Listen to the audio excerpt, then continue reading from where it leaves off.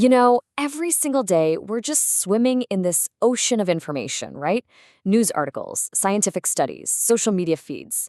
We're constantly being asked to trust the data we see. But what if the very foundation of that data is kind of shaky? How can we be sure we can actually trust it? I mean, that's the big question, isn't it? To make any sense of this incredibly complex world, we have to find the signal in all the noise. We have to find those meaningful patterns that tell us what's really going on. And the way we do that is by quantifying pretty much everything. Researchers, who we often call coders, will sift through mountains of stuff, text, images, videos, you name it, and they assign them to different categories. Is this news story biased? Is that new movie a comedy or a thriller? This whole process is called content analysis, and it's how we turn our messy, complicated world into neat, clean data. But okay, right away, this creates a huge problem, a huge challenge. If you ask two different people to look at the exact same thing, are they going to see it the same way? And if they don't, well, how can you trust any of the results? This is the core problem of human subjectivity. And that brings us to this absolutely crucial idea, reliability. Now, according to the legendary Klaus Krippendorff, true reliability isn't just about two people happening to agree. No, it's about reproducibility. The real test is this. If you give the same data and the same instructions to a totally different group of people, will the process itself give you the same results? That's what matters. So how do you measure that? The most obvious way, the one that probably pops into your head first, is just simple percent agreement. You just count how often two people agreed and divide. Sounds easy, right? Well, it is, but it's also a dangerously simple trap. I mean, just look at this, 95% agreement. That looks amazing, doesn't it? You'd feel super confident about your research with a number like that. It seems almost perfect. But here it is. Here's the critical question you have to ask yourself. How much of that beautiful, impressive number is just pure random chance? And this is the perfect way to think about it. Imagine you have two researchers who aren't even looking at the data. They're just flipping a coin to decide between two categories, heads or tails. By nothing more than blind luck, they're going to agree about half the time. And simple percent agreement doesn't see that. It doesn't account for it at all, which makes it a deeply misleading number. Okay. So if percent agreement is a trap, what do smart researchers use? Well, for decades, one of the most popular tools has been something called Cohen's kappa. It's supposed to be the sophisticated upgrade that corrects for chance. The problem is, it has its own hidden and really critical flaw. Now, this slide right here gets to the heart of the matter. It's a totally different philosophy. Scott's pie, on one hand, assumes that the coders are like two astronomers trying to measure the exact position of the same star. They're aiming for one shared reality. Cohen's kappa, on the other hand, calculates chance based on each coder's personal habits and preferences. It's like judging the astronomers based on their favorite part of the sky to look at.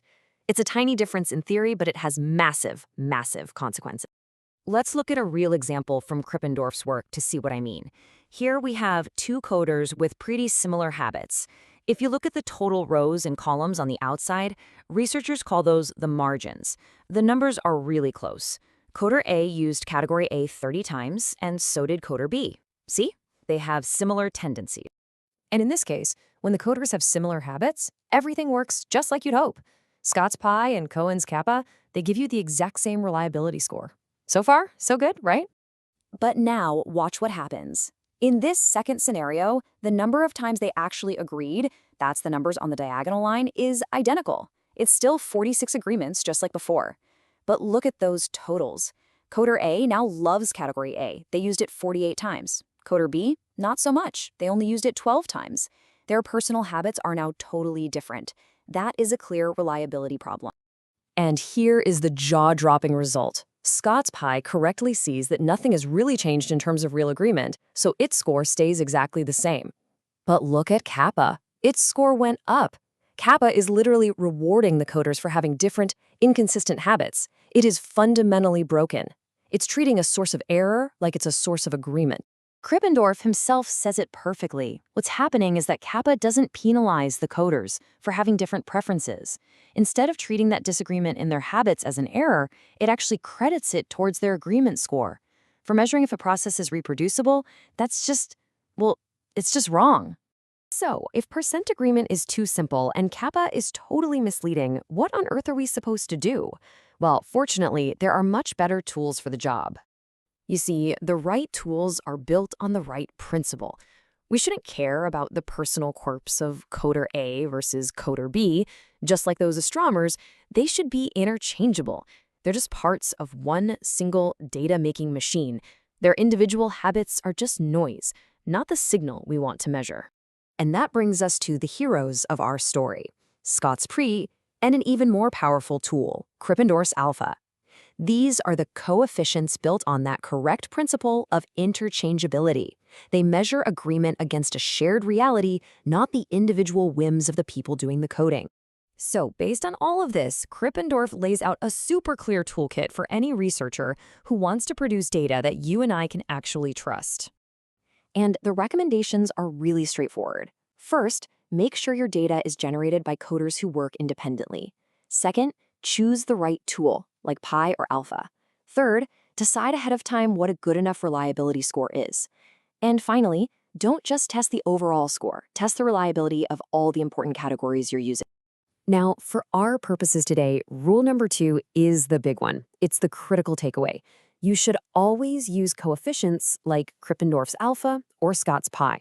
And just as importantly, you have to actively avoid the flawed ones like Cohen's kappa and simple percent agreement, no matter how often you see them being used. And look, this isn't just some boring academic squabble. This really, really matters. When researchers use the wrong tool, they get a false sense of certainty. They might publish findings based on unreliable data, and that research can go on to influence public policy, shape billion-dollar business strategies, or even change the course of science. The stakes are incredibly high.